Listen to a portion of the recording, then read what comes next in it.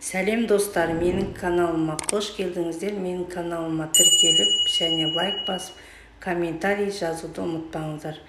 Бүгін балаларыма сиыр етінен манты жасап беремін.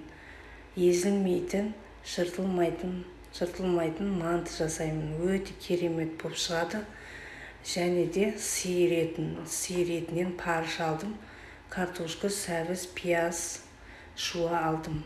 Енді осылар төрт-бүріштеп турап, және бұрышын тұзын салып, шамалы шем-шекемай құйып жүреміз. Сөйтіп араластырып, бұқтырып қоямыз. Енді қамырын осылай орта кесеге мұздай су құямыз. Сөйтіп бір қасық тұз саламыз, оны араластырып, ертіп аламыз. Сосын ұнымызды алып, бір жұмыртқаны жарып саламыз. Осылай қамырымызды илейміз. Өте қатты болмау керек, орташа да қамырды илейміз. Орташа жұмсақтықта. Достар, менің каналыма подписаться етіп және қолдап кетуді ұмытпаңыздар. Лайк басуды ұмытпаңыздар. Осылай қамырымызды әбден июін қандырып илейміз.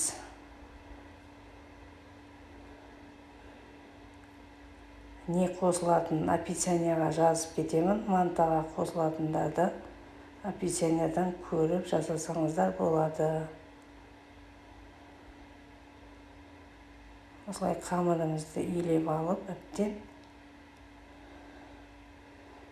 енді бастырып қоямыз. Бір күлімке салып, бір 15 минут или жарты сағатқа қойсаңыздар да болады.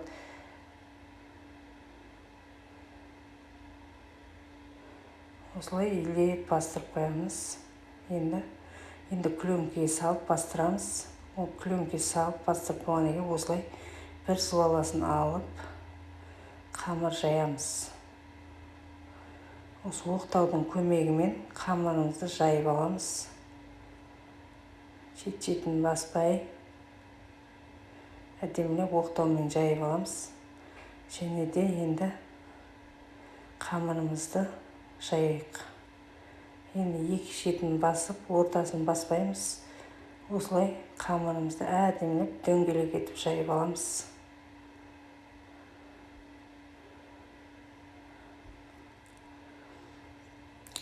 Мантыға енді жаңағы жұқа емес, қалың емес, орташа жұқада болу керек.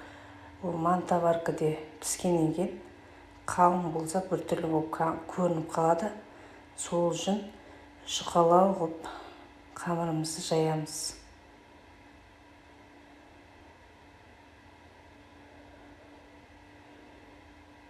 Қамырымызды жайып алып.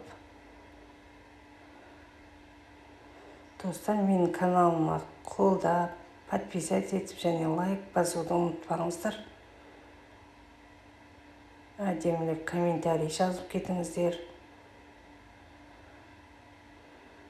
Осы буда піскен тамақтардың бәрі адамға пайдалы. Қуырмаш жегенше осындай буда піскен тамақтар жеген жақсы.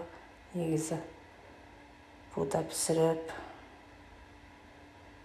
Осылай қамырымыз дөңгеленіп шыға келеді. Ортасын баспаймыз. Екі шетімен, екі қолымызды екі шетін басып, осылай қамырымызды жаямыз. Менің зуалым дәу зуала болды, бір зуала.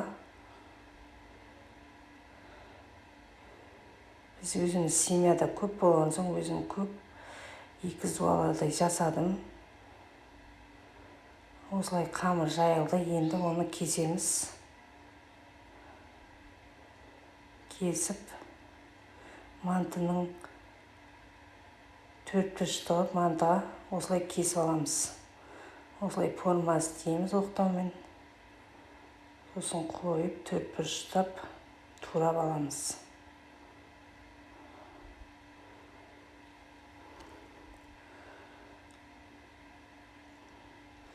Турап аламыз.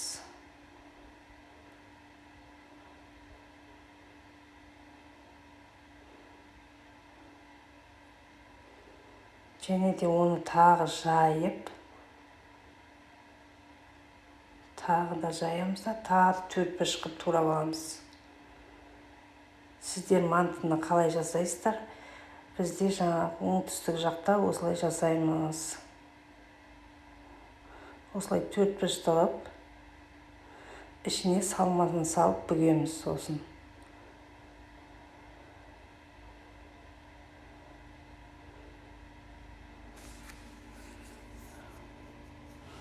Достар, менің каналыма тіркеліп, және қолдап, лайк басып, комментарийді жазып, әдемілеп қолдап кетіңіздер.